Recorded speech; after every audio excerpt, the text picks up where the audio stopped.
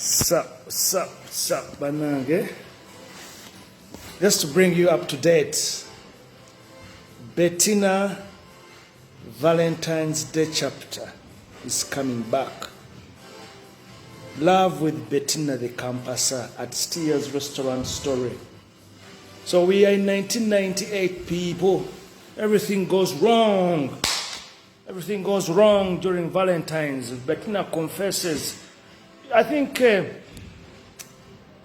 she struggled to get the commitment going. At Enzi, I was ready to settle down at that time.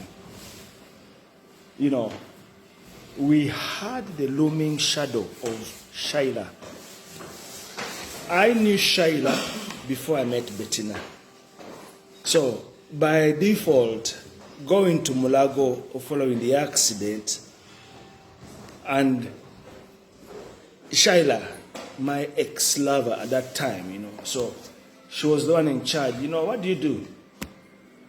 So she had to do what she had to do. That's what they call the hypocritic oath. Chilawa. Yeah, right. Yeah, just doing the video here. Yeah, good, eh? So, and I think Shaila had feelings for me. And when we rekindle, because, you know, you're caught in between. What is happening now? I had jumped to 2000, which is more like the convergence of the story. You know what they call a confluence? You know, all the tributaries are bringing into one spot, then you have a delta. And 2000, still as the story is going, we have the immigration office, the beautiful one. I've given her a name now, she's Katie. Katie, the immigration officer. Very beautiful. We meet at the airport. And at that time, I'm with Betyna. We were building the house because all those things came about because I was still involved within Betyna's life. You know, she was doing law, so she knew a lot of things.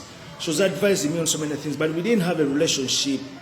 The relationship, that's what we're coming back to. Because she sets up a legal firm and she begins to practice and becomes very successful as well. But in the process, there's a 2-year gap where we don't really have the other spark we had. The getaways, we went to Mwea, Christmas, we come back, Valentine's, we're in Resort Beach, you know, all those good things, you know what I mean? So, now Shaila sees a gap. But what I didn't know, we're going to investigate further in the story. Betyna, no? Simani story here in a mass because that's what keeps the story going. We kind of follow the plot as it moves slowly, step by step. So I'm going to reverse back to 98, 99 when I left the job in URA, and it was Betyna who was insisting that leave the job and then go into business. How? I'm in the casino, Kampala casino. You know, if it were gambling at that, this is where you used to get the high rollers, the big players in town and everything. So, Capital Pub, those were my places, Al's Bar, you know, those were so many places back then. So, how do I enter into entertainment? I had seen these machines in Kenya, Westlands, you know, casino days. So when you come away, Kampala, I take casino to Chipiano. People are like, you know, people who have money, blah blah blah. So I used to hang around those places. And I make a video. Now, Narimu Capital Pub. I was there having some good time, and they had these pool tables. There are one or two in the backyard. People were playing snookering out. They used to call it snooker. So I said to them, you guys, you need to learn how to play this pool. Pool and snooker different. Snooker is the small table. Pool table is the pool room. I'm teaching people there. In fact, Fetwatandika snooker competitions in Kampala there were a lot of people picked up interest because they were making money. Pool table for the concept, I had seen it in Kenya. So leave that aside. So then they introduced me to some equipment they had in their garage. You see what I mean? And I say to them, I can lease the machines from you. We worked out a percentage and everything. And that's how I began to make big money. They gave me all the slot machines on percentage. So I took them to Tororo, Malaba, Busia, Jinja, Mbale. It's a lot of places. It's a lot of places. Right.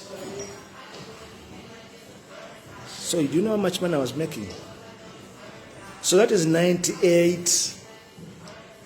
99, I come back to Kampala. Then I begin another venture. As the story goes. So that's when again we catch up together with Betyna, with the money I was making in Masaka. I went as far as the islands, Lamu. If you know the islands, Bogotuka Munyendo, I think now it is tarmacked, I don't know, it's a long time ago. You drive and drive and drive right up to the shores of Lake Victoria. Then there are certain islands, that's the shore, like whatever, coast, whatever.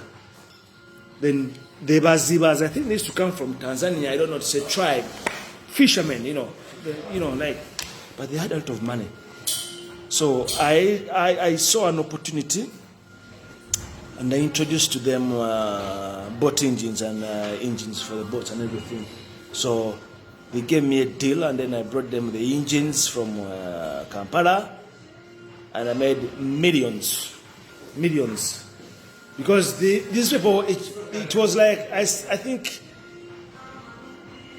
these people had money, like lots of money. I was taking bags and bags of money to the bank in Masaka. Back then it was which bank? The Standard Chartered Bank. Bags of money staying in Boulevard Hotel. So that's all going to be a narration of what was going on in 98. Betyna graduates, she doesn't come back to my apartment. She starts a new life. But we are still engaged in each other. So I used to come to town, Kampala, things like that. And you keep following the story. Because I want to bring you to 99. And the decision to do what? To come to London. So, but all along, I'm trying to buy myself back into Betyna's heart. So we thought we would be together in this mansion of a house, a billionaire. It was a very big house. I knew by a Kalina, considering how old I was and the things I was doing. It was too much too soon, I think, because I tell when I UK, when coming back, I tell Betyna, I think we were growing apart. Nekwe airport yao, we mulabo gusoka yankuba. She really knocked me out, innit? Akati, I am going to stop here, and then what we do, the story is going back to 98 people, so that I complete 98 and 99. So the exciting bit is at the airport, right?